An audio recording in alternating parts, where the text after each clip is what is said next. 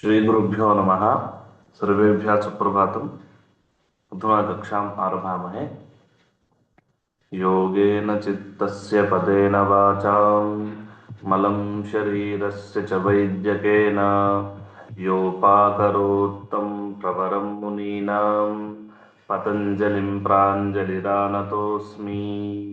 तत्कर्म यन्न बन्धाय सा विद्याया विमुक्तये आयासाय परं कर्म विद्यान्यशिल्पनैपुणम्।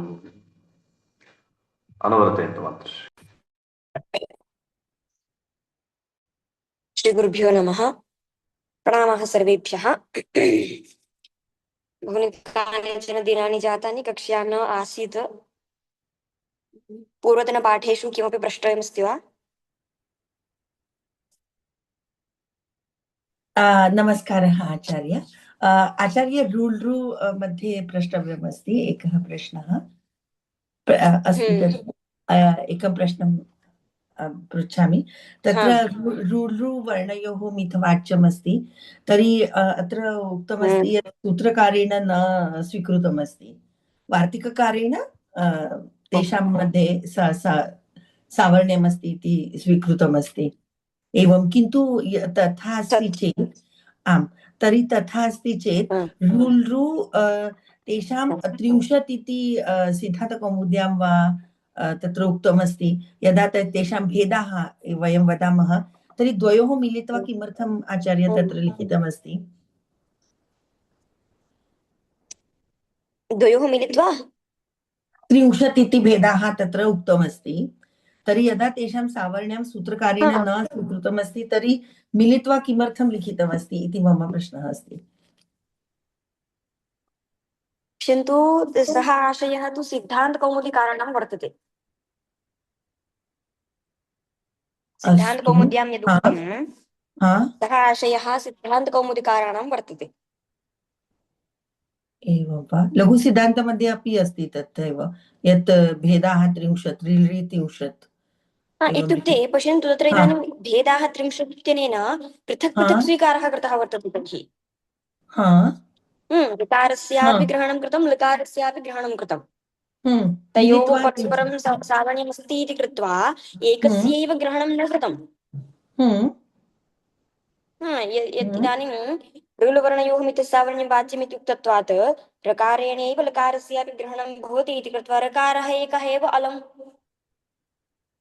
आमाम्, अत्र तु अवगतं, कृत्वा तस्य कृपया वदतु आचार्य।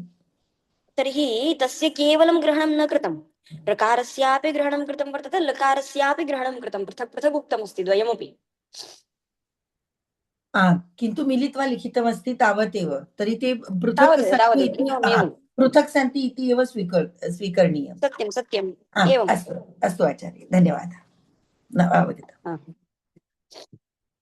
अत्र किमपि प्रष्टव्यमस्ति वा? कुत्र स्थगितमासीत् इति स्मर्यते वा?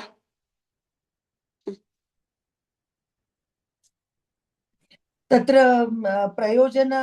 प्रयोजनान्तरभाष्यं तावत्पर्यन्तं जातमस्ति आचार्य। खण्डनभाष्यं पर्यन्तं। खण्डनभाष्यपर्यन्तं। खण्डनोपसंहारभाष्यम् इति वा? न कर्तव्यः। इदम् अवश्यं कर्तव्यं, प्रकृतिवद् अनुकरणं भवति, इतः भवति इति मन्ये आचार्य। तिङ् जातमस्ति आचार्य, तिङ्। इत्युक्ते तत् जातं खलु, पचन्तु पचन्तु इत्यादिकं सर्वम्।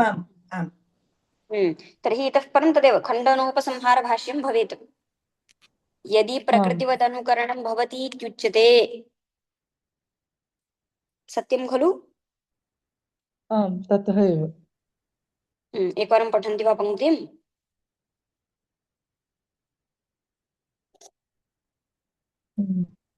यदि प्रकृतिवदनुकरणं भवति इत्युच्यते, अपशब्दः एवासौ भवति। कुमारीलुतक इत्याह, ब्राह्मण्यलुतक इत्याह, अपशब्दो ह्यस्य प्रकृतिः। एतावत्पर्यन्तं किं चिन्तनं कृतमिति चेत्, प्रकृतिवदनुकरणम् इति न्यायमादाय तैः समाधानं दत्तं वर्तते। प्रकृतिवदनुकरणम् इति न्यायः स्वीकृतः इति कृत्वा प्रकृतिवद् अनुकरणे अपि कार्यं भवति इत्यतः प्रकृतौ यत् कार्यं तदेव तदनुकरणेऽपि आयाति इति कृत्वा किं नापेक्षितमस्ति लकारोपदेशः न कर्तव्यः इति साधितम्।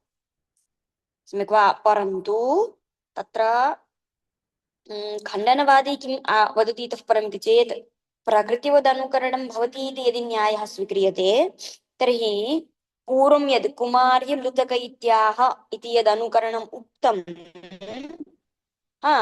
तत्र या प्रकृतिः वर्तते, किं लुतक इति या प्रकृतिः वर्तते तस्य लुतक इति शब्दस्य अपशब्दत्वं यतः वस्तुतः ऋतक इति शब्दः वर्तते। सत्यं खलु? लुतक इति शब्दः अपशब्दः। पश्यन्तु, ऋतक इति वक्तव्ये लुतक इति उच्यमानं, तर्हि कयाचित् कुमार्या लुतक इति उक्तं वर्तते, तस्य अनुकरणं क्रियते कुमार्य लुतक इत्याह इति। तर्हि कुमार्य लुतक इत्याह इत्यस्य प्रकृतिः का भवति?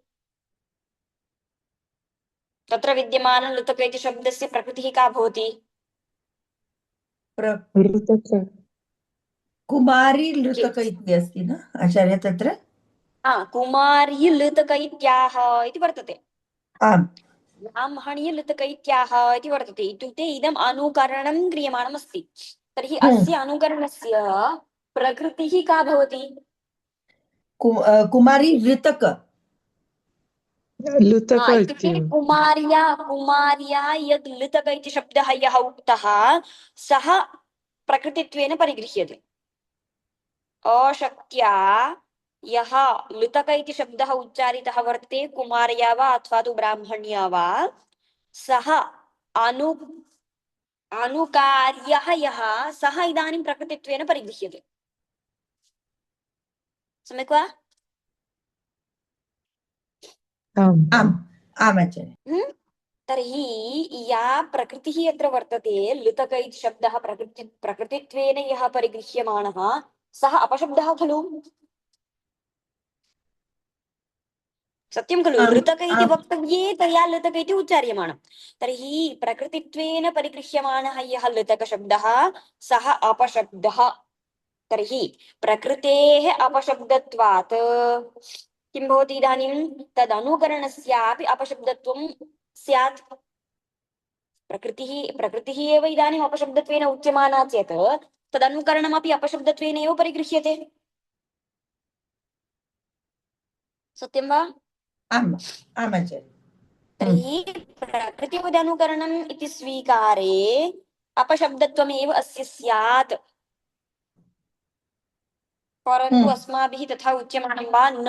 किमर्थम् इति चेत् यः अनुकरणीभूतः लुतकशब्दः सः केवलं स्वरूपं बोधयितुं प्रयुज्यमानः इति कृत्वा सः साधुरेव इति उक्तं, न तु सः अपशब्दः इति। सत्यं खलु? आचार्ये। अतः उच्यते, अग्रे समाधानं दीयते, अयम् आक्षेपः अवगतः वा? यदि प्रकृतिवदनुकरणं भवति इत्युच्यते तर्हि अपशब्दः एवासौ भवति। कः? अनुकरणीभूतः यः सः कुमार्यलुतक इत्याह ब्राह्मणीलुतक इत्याह इत्यत्र विद्यमानः यः लुतकशब्दः सः अपशब्दः एव। किमर्थम् इति चेत् तस्य शब्दस्य प्रकृतिः या वर्तते सा प्रकृतिः एव अपशब्दः। तर्हि प्रकृतेः अपशब्दत्वात् अनुकरणस्यापि अपशब्दत्वम्। अपशब्दो हि अस्य प्रकृतिः इति अतः उक्तम्। तर्हि प्रकृतेः अपशब्दत्वात् अनुकरणस्यापि अपशब्दत्वं स्यात्। परन्तु तथा तु नास्ति। अनुकरणम् अपशब्दः न, यतः सः तदर्थे न प्रयुज्यमानः, अपि तु स्वरूपं बोधयितुं केवलं प्रयुज्यमानः वर्तते इति कृत्वा। स्पष्टम्? आचार्य। अग्रे पठन्ति वा?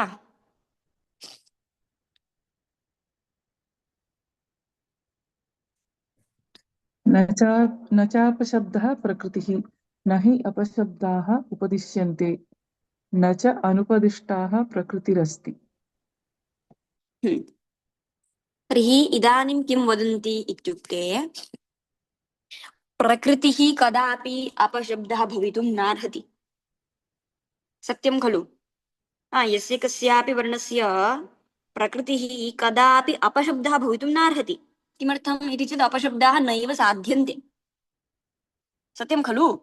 अपशब्दाः कुत्रापि न उपदिष्टाः सन्ति, अपशब्दाः न साध्यन्ते, तर्हि अपशब्दः यः वर्तते सः अपशब्दः कस्यापि प्रकृतिः भवितुं नार्हति। न च अपशब्दः प्रकृतिः। किमर्थम् इति चेत् अपशब्दाः न उपदिश्यन्ते कुत्रापि। या अनुपदिष्टा नाम येषाम् उपदेशः नास्ति ते प्रकृतित्वेन कदापि परिगृहीतुं न शक्यन्ते। अतः वदन्ति प्रयोजनवादिना उच्यते इदं न च अपशब्दः प्रकृतिः न हि अपशब्दाः उपदिश्यन्ते न च अनुपदिष्टा प्रकृतिरस्ति। अनुपदिष्टा कापि प्रकृतिः भवितुं नार्हति। तर्हि अपशब्दः यः सः कदापि प्रकृतिः भवितुं नार्हति। तर्हि प्रकृतेः अपशब्दत्वम् इति वक्तुं न शक्यते अत्र। सम्यक् वा? आम् आचार्य। प्रतिपं पठन्ति वा? न च अपशब्दः इति सिद्धान्तवादी प्रकरणाद्धि शास्त्रीया प्रकृतिराश्रीयते शास्त्रनिबन्धनं च कार्यमतिदिश्यते अपशब्दश्च न शास्त्रीया प्रकृतिः अनुपदिष्टत्वात् न च अपशब्दत्वं शास्त्रीयं कार्यं नापि तदतिदेष्टुं शक्यं न हि साधोः असाधुत्वातिदेशः युक्तिमान् तदेवं भाष्यकारेण शक्तिजानुकरणार्थत्वं लुकारोपदेशस्य स्थापितम्। तर्हि अपशब्दः कदापि प्रकृतिः भवितुं नार्हति। सिद्धान्तिना इतः परम् इदं समाधानं दीयमानं वर्तते। अत्र प्रकरणात् शास्त्रीया या प्रकृतिः भवति सा एव आश्रियते। पुनश्च शास्त्रीयनिबन्धनं यत् कार्यं तस्यैव अतिदेशः क्रियते। सर्वत्रापि अशास्त्रीयं कार्यं कुत्रापि न अतिदिश्यते। सम्यक् वा? शास्त्रनिबन्धनं यत् कार्यं तदेव कार्यं क्रियते, अर्थात् तादृशस्य कार्यस्यैव अतिदेशः भवति। शास्त्रनिबन्धनम् इत्युक्ते शास्त्रनिमित्तकं कार्यमित्यर्थः। शास्त्रनिमित्तकं यत् कार्यं तदेव सर्वत्र तादृशस्य कार्यस्यैव अतिदेशः क्रियते। अशास्त्रीयस्य कार्यस्य कुत्रापि अतिदेशः भवितुं नार्हति। परन्तु यः अपशब्दः सः तु इदानीं न शास्त्रीया प्रकृतिः। किमर्थम् इति चेत् तस्य उपदेशः एव न कृतः अनुपदिष्टत्वात्। सम्यक् वा? पुनश्च अपशब्दत्वं यदस्ति तद् शास्त्रीयं कार्यं न, अतः तस्य अतिदेशः अपि भवितुं नार्हति। कीदृशं कार्यम् अतिदिश्यते इति चेत् यद् शास्त्रीयं कार्यं तदेव अतिदिश्यते। अपशब्दत्वरूपं यत् कार्यं तत्तु न शास्त्रीयं कार्यम् इति कृत्वा तस्य किं भवितुं नार्हति? अतिदेशोऽपि भवितुं नार्हति। पुनश्च साधोः असाधुत्वातिदेशः कदापि न युज्यते। यः साधुशब्दः वर्तते तस्य असाधुत्वं कथं वा उपदेष्टुं शक्यते? अनुकरणीभूतः यः वर्तते इदानीं लृतकशब्दः सः साधुः। तर्हि तस्य साधोः कथम् असाधुत्वम् अतिदिश्यते? न अतिदेष्टुं शक्यते। तर्हि अनुकरणीभूतः यः वर्तते साधुशब्दः एव सः, तर्हि तस्य अशक्तिजानुकरणः यः लकारः वर्तते तत्र कार्यार्थम् उपदेशः कर्तव्यः भवति इति सिद्धान्तिनः समाधानम्। अवगतं वा? आचार्य।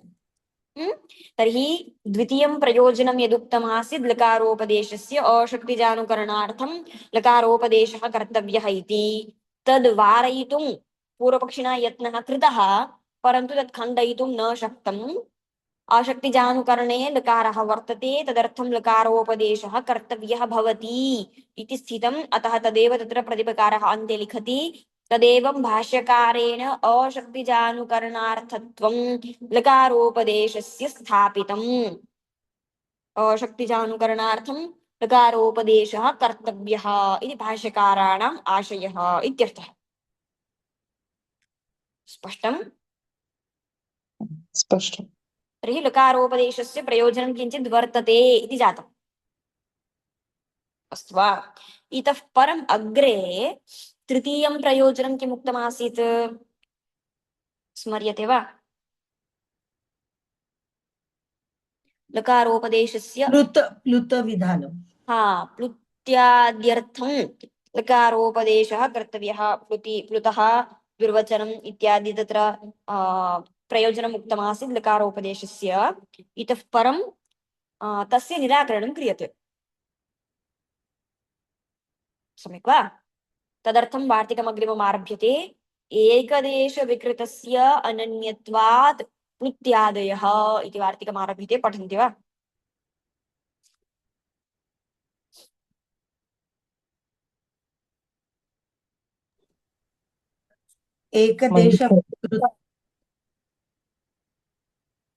एकदेशविकृतम् अनन्यवत् भवति इति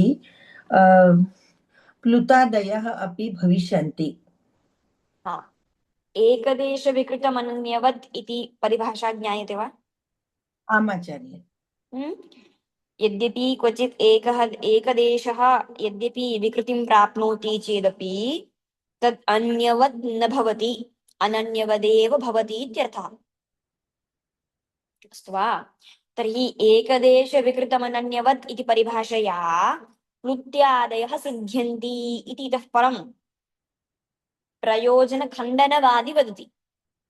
किम् एकदेशविकृतस्य अनन्यत्वात् प्लुत्यादयः इति वार्तिकम्।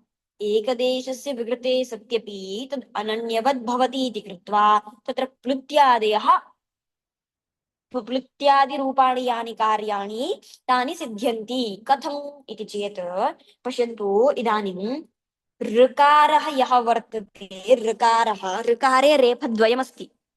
सत्यं खलु?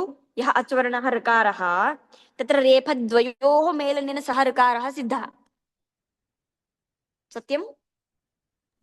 तर्हि तत्र रेफयोः अर्थात् ऋकारावयवौ यौ रेफौ, तत्र एकस्य रेफस्य स्थाने यदा लत्वं क्रियते कृपोरोलः इत्यनेन सूत्रेण, तदा तत्र किं भवति? लकारः सिद्ध्यति। सत्यं? तर्हि ऋकारस्य एकदेशस्य रेफस्य स्थाने लत्वं जातम् इति कृत्वा यद्यपि एकदेशः अत्र विकृतः, तथापि तद् अन्यवत् न भवति। अर्थात् यः ऋकारः वर्तते सः ऋकारवदेव भवति, न तु लकारवत्। सम्यक्? तर्हि इदानीं यद् प्लुत्यादिकं सर्वमपि यत् कार्यं क्रियते तत् कार्यं कस्य भवति?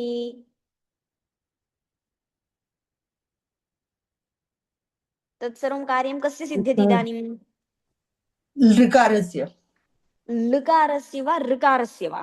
ऋकारस्य। ऋकारस्य। किमर्थम् इति चेत् ऋकारः अन्यवद् न जातः। सत्यं?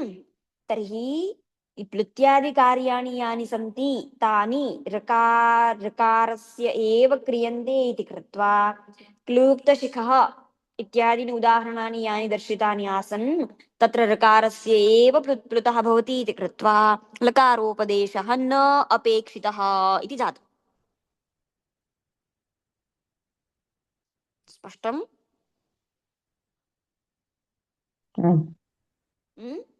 सम्यक् वा? तर्हि तृतीयं प्रयोजनं यद् भवद्भिः उच्यमानम् आसीत् तद् भवितुं नार्हति इति अस्य आशयः। तदेव लिखति, एकदेशविकृतमनन्यवद् भवति इति प्लुत्यादयः अपि भविष्यन्ति। कस्य भविष्यन्ति?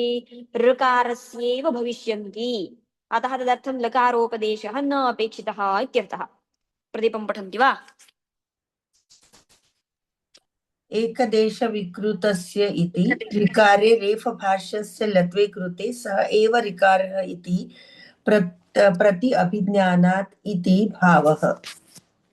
सम्यक्। ऋकारे यः एकदेशः रेफः तस्य रेफभागस्य लत्वं यदा क्रियते तदा लृकारः सिद्ध्यति।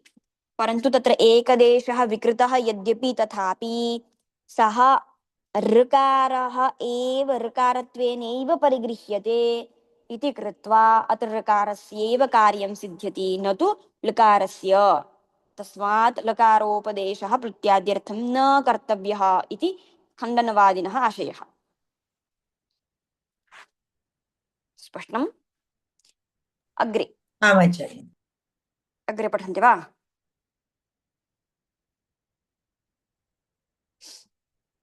प्रयोजनवाद्याक्षेपभाष्यम् इति अस्ति।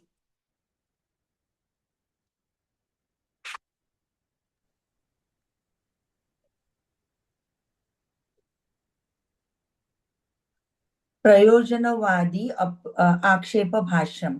यदि एकदेशविकृतम् अनन्यवत् इति उच्यते, राज्ञः क च राजकीयम् अल्लोपनः इति प्राप्नोति।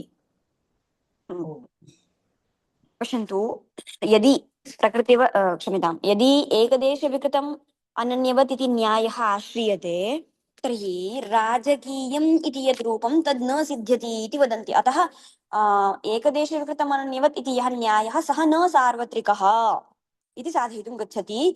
राजकीयम् इति रूपं कथं सिद्ध्यति इति चेत् राजन् इति शब्दात् राज्ञः कच इति एकं सूत्रं वर्तते।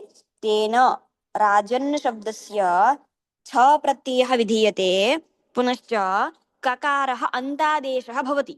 राजन् इत्यत्र नकारस्य स्थाने ककारादेशः, पुनश्च तस्मात् छ प्रत्ययः विधीयते। तर्हि राजक छ इति भवति। ततः आयनेयी नीयः इति सूत्रमस्ति। तेन सूत्रेण छकारस्य स्थाने ईय इत्यादेशः भवति। तदा राजकीयम् इति रूपं सिद्ध्यति। पश्यन्तु, यदि एकदेशविकृतमनन्यवत् इति न्यायः आश्रीयते तर्हि राजन् इत्यत्र नकारस्य स्थाने ककारादेशः जातः। तर्हि राजन् इति शब्दे एकदेशः यद्यपि विकृतः तथापि तद् अन्यवद् न भवति, राजन् इत्यनेनैव परिगृह्यते। तथा सति राजन् इत्यत्र अन्ते अण् इति वर्तते इति कृत्वा अल्लोपो नः इत्यनेन सूत्रेण अनः अकारस्य लोपः स्यात्। तदा राजकीयम् इति रूपं स्यात्, न तु राजकीयम् इति।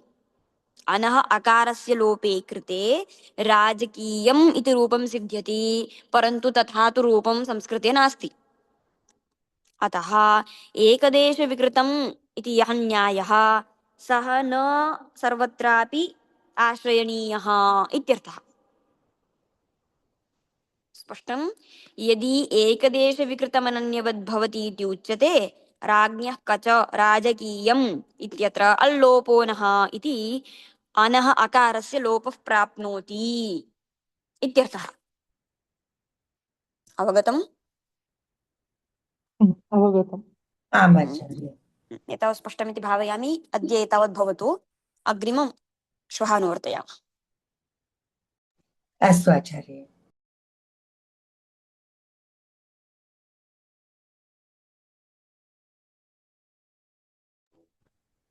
प्रायः सर्वेभ्यः अवगतमिति भावयामः। अधुना समापयामहे। योगेन चित्तस्य पदेन वाचां मलं शरीरस्य च वैद्यकेन योपाकरोत्तं प्रवरं मुनीनां पतञ्जलिं प्राञ्जलिरानतोऽस्मि। तत्कर्म यन्न बन्धाय साविद्याय विमुक्तये आयासाय परं कर्म विद्यान्यशिल्पनैपुणम्। धन्यवादः महोदय।